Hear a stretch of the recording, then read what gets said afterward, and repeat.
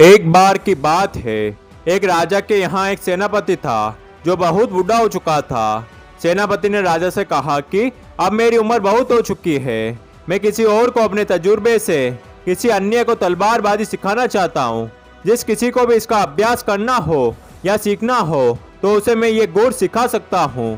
राजा ने अपने सभी दरबारियों को बुलाया और ये बात उनके सामने रखी, जिसमें से अनेकों नौजवानों ने सेनापति को अपना गुरु समझते हुए उनसे तलवारबाजी सीखनी चाहिए। कुछ दिन के बाद इन नौजवानों में से एक के अंदर घमंड उमड़ आया।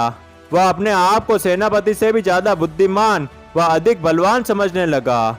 वह समझने लगा कि उसे तो सब कुछ आता है, वह तो सेनापति को भी पीछे छोड़ सकता है। तो उसने राजा के पास जाकर राजा से कहा कि मुझे आपके सेनापति से भी ज्यादा तलवारबाजी आती है, तो आप मुझे ही अपना सेनापति चुन ले। और घमंड में आते हुए कहा कि अगर आपको कोई शक है तो आप अपने सेनापति से मेरा एक मुकाबला करवा लीजिए, आपको यकीन हो जाएगा कि कौन ज्यादा तलवारबाजी जानता है।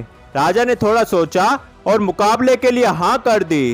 राजा ने ये बात अपने सेनापति को बताई कि एक नौजवान आपसे मुकाबला करना चाहता है जो आपका ही एक चेला है।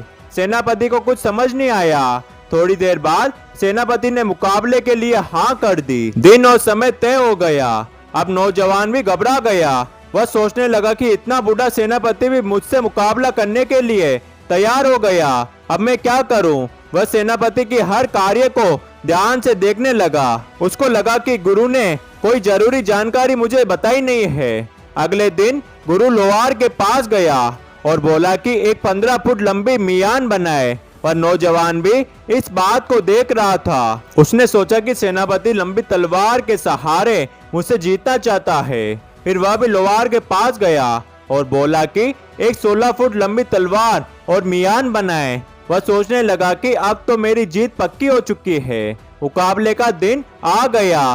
मुकाबले के शुरुआत में ही गुरु ने अपनी तलवार निकालकर उसके गले पर रख दी और चेला लंबी तलवार होने के कारण तलवार को मियान से निकाल ही नहीं पाया और हार गया। तब उसे पता चला कि गुरु ने तो केवल मियान ही लंबी बनाई थी, लेकिन उसमें तलवार तो सामान्य ही है। चेले को अपनी गलती का एहसास हो चुका था कि उसने बहुत बड़ी भूल कर दी थी।